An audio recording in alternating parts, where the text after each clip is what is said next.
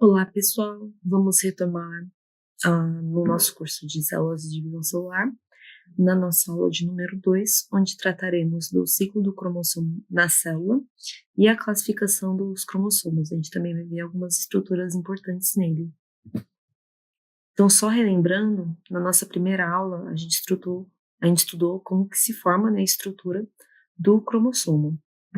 Então, quando a célula inicia o processo de divisão, os filamentos cromatínicos, lembrando que cromatina é a forma que a gente encontra o material genético quando a célula está no período de intérfase, que é o período que ela não está se dividindo.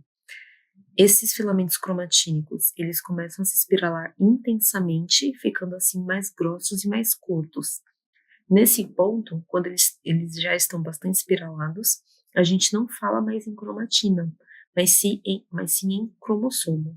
Então, a gente tem aqui o DNA, representado pela dupla hélice, ele vai se espiralando cada vez mais com a ajuda de algumas proteínas, que são as chamadas histonas.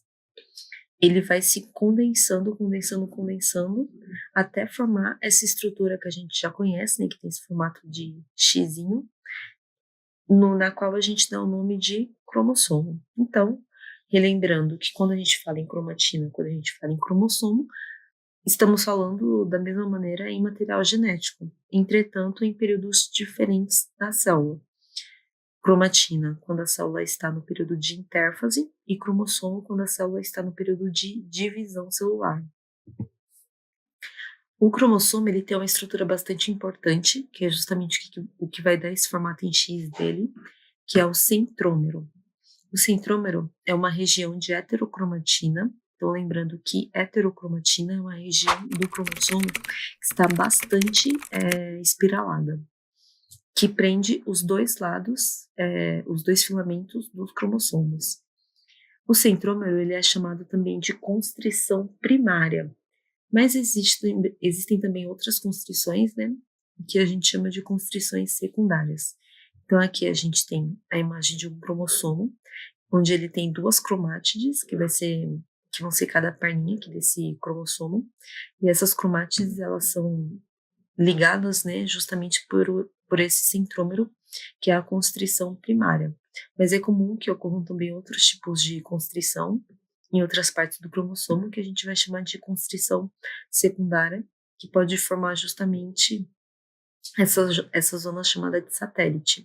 A gente tem um braço aqui do cromossomo, uma cromátide, e a outra cromátide aqui formada por esses dois bracinhos, e o centrômero ligando essas duas cromátides. Na maior parte das espécies, as células apresentam 2 cromossomos de cada tipo, que são morfologicamente idênticos. Então, a gente fala que eles são do mesmo tipo, porque quando a gente olha o formato deles, eles têm um formato bastante parecido. Estas células são ditas diploide. Então, todo organismo que tiver um cromossomo, uma dupla, né, de cromossomos que são morfologicamente idênticos, a gente fala que é uma célula diploide, e a gente representa por 2N, sendo que 2 cromossomos de cada tipo eles são ditos homólogos. Então, aqui nessa primeira imagem, a gente pode ver que a gente tem aqui um par de cromossomos homólogos. Eles são cromossomos diferentes, entretanto, eles são morfologicamente idênticos. Tá vendo que eles têm o mesmo formato? Então, a gente fala que esse par aqui é uma dupla, né, um par de cromossomos homólogos. Então, aqui a gente pode ver que ele ainda não se duplicou, né? Esse material genético ele ainda não está duplicado porque a célula ainda não entrou no período de divisão celular. Cada componente do par de homólogos é fornecido ao indivíduo por um dos pais. Então, aqui, imagina que eu tenho esse par de cromossomos homólogos. O verde teria vindo do meu pai e o rosa teria vindo da minha mãe, certo? E vai ser assim com cada um dos 23 pares de cromossomo que a gente tem na nossa espécie. Lembrando que a quantidade de cromossomos ela vai ser diferente de espécie para espécie. Então, tem espécies que vai ter um número maior do que a gente, né, de pares de cromossomos homólogos, maior do que 23 pares, e espécies que vão ter menos pares de cromossomos. Quando a célula ela vai entrar no período de divisão, esse material genético ele tem que se duplicar para que as células filhas tenham a mesma quantidade de material genético. Então, a gente fica aqui, cada par de cromossomos homólogos com 2 cromátides. que a gente chama de cromatídeas irmãs.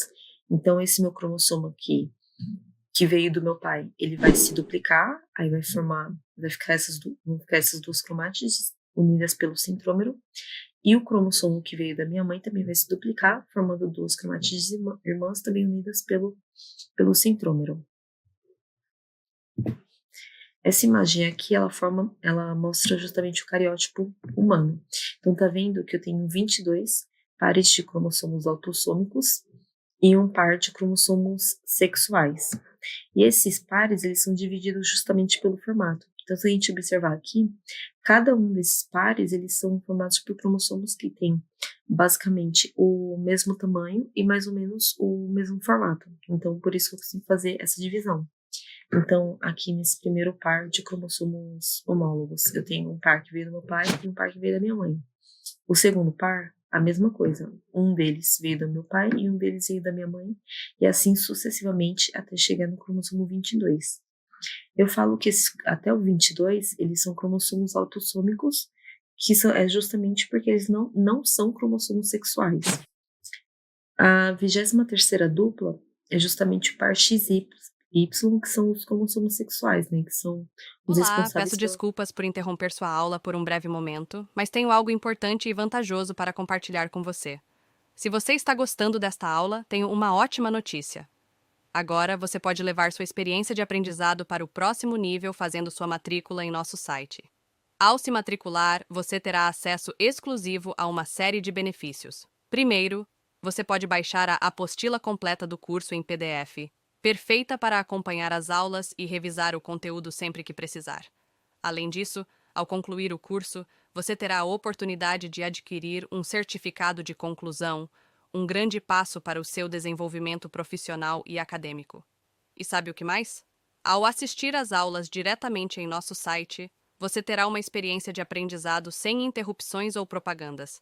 Isso significa mais foco e eficiência no seu estudo. Então, não perca essa chance. Clique no link na descrição deste vídeo ou visite nosso site para se matricular agora mesmo. É rápido, fácil e vai transformar a maneira como você aprende. Agora, vamos voltar à aula. Obrigado por sua atenção e nos vemos no site. São os responsáveis pelas características sexuais femininas e masculinas. Então, um veio da minha mãe e outro veio do meu pai. Lembrando que somente o pai pode fornecer um cromossomo Y, que é o cromossomo sexual masculino. O cromossomo X, nesse caso aqui, ele veio proveniente da minha mãe. E quando eu tenho XY, né, eu tenho o indivíduo do sexo masculino. Se, no meu caso, né, o indivíduo do sexo feminino, eu, ao invés de ter esse cromossomo XY, eu teria o cromossomo XX, sendo que um X veio do meu pai e um X veio da minha mãe. Ciclo do cromossomo na célula. Então, durante o ciclo celular, a gente vê que o material genético ele se encontra em vários formatos diferentes. Então, em primeiro lugar, nesse ponto aqui, eu tenho representado a célula na intérfase, onde o material genético ele vai ser encontrado como um filamento de cromatina simples. Então, também que eu tenho um filamento aqui longo, né? Não tanto, não está muito espiralado, e eu chamo esse material genético nesse período de intérfase, né, de cromatina. Ainda no período de intérfase, a célula começa a se preparar para a divisão celular. Então, esse material genético ele já começa a entrar no período de duplicação. Então, eu vou ter dois filamentos de cromatina que são unidos pelo centrômero. Já na fase de divisão, esse filamento que estava mais aberto, ele começa a se espiralar. Então, ele começa a se espiralar, tá vendo que ele já começa a ficar menor, né, mais condensado. E ainda no período da divisão, na fase que a gente chama de metáfase, a gente encontra esse material genético, né, agora já no formato de cromossomo, com seu grau máximo de espiralação. Isso daqui é bastante importante. É no período da metáfase que a gente tem um cromossomo com seu maior grau de espiralação. E no final da divisão celular, a gente tem a separação dessas cromatídeas irmãs, e eu vou ter um cromossomo indo para uma célula filha e outro cromossomo indo para uma segunda célula filha. a organização molecular do cromossomo nos eucariontes. Então, o cromossomo, ele não é constituído somente de DNA, mas ele também vai ser constituído por proteínas que se associam a esse DNA. Essas proteínas, elas são bastante importantes porque elas vão ser justamente o que auxilia o DNA a se espiralar, a ficar mais condensado. Sem essas proteínas, isso não seria possível. Essas proteínas são as histonas, então são as proteínas presentes na composição do cromossomo. Cada unidade com histonas e DNA enrolado ao redor chama-se de nucleossomo. Então, cada nucleossomo vai ser composto por 8 histonas. Então, eu tenho aqui um quarteto na parte superior, um quarteto na parte inferior, e o DNA vai ficar enrolado em volta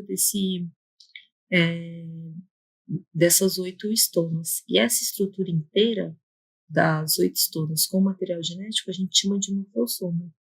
Então, a gente tem a dupla hélice de DNA, ela vai se associar às histonas e vai formar vários nucleossomos. Daqui eu tenho um nucleossomo, aqui eu tenho outro nucleossomo e aqui eu tenho um terceiro nucleossomo. E ele vai se associar cada vez mais, ficando cada vez mais condensado, cada vez mais espiralado, de forma que a gente tenha aqui esses nucleossomos bastante próximos um do outro, dando a estrutura que nós conhecemos como cromossomo, onde o DNA está bastante espiralado. Os cromossomos, eles são classificados de acordo com a sua estrutura e basicamente pela posição em que o centrômero ele se encontra. Nós temos aqui os cromossomos que são metacêntricos, onde o centrômero fica na posição mediana e o cromossomo apresenta, ao ser puxado no período da divisão celular, a forma de um V, com os braços aproximadamente iguais. Então aqui o centrômero está na parte mediana do cromossomo. No momento que eu tenho a separação desse par de homólogos e eu tenho um fuso que vai puxar uma cromatide desse cromossomo aqui, ele vai ficar no formato de V. Nós temos também os submetacêntricos, onde o centrômero se localiza entre a posição mediana e uma das extremidades. Então ele está mais voltado para uma das pontas. E ao ser puxado, ele também assume a forma de V, entretanto com os braços desiguais, porque um vai ser menor e o outro braço vai ser maior. Nós temos também os acrocêntricos, onde o centrômero está muito próximo de uma das extremidades, apresentando o cromossomo à forma de um bastão ao ser puxado. E os telocêntricos, onde o centrômero está bem na extremidade do cromossomo, dando a aparência de que ele possui apenas um braço. Com essa classificação, nós finalizamos a nossa segunda aula, nos vemos na terceira. E aí, tudo bem? Estou passando apenas para deixar um recado bem rápido para você que acabou de ver essa aula e que gostaria de assistir a todas as aulas desse curso. É bem fácil, basta você clicar no link que está na descrição deste vídeo ou acessar www.novacursos.com.br. Fazendo sua matrícula em nosso site você terá acesso a todas as aulas desse curso e mais centenas de outros cursos, além de poder fazer avaliação.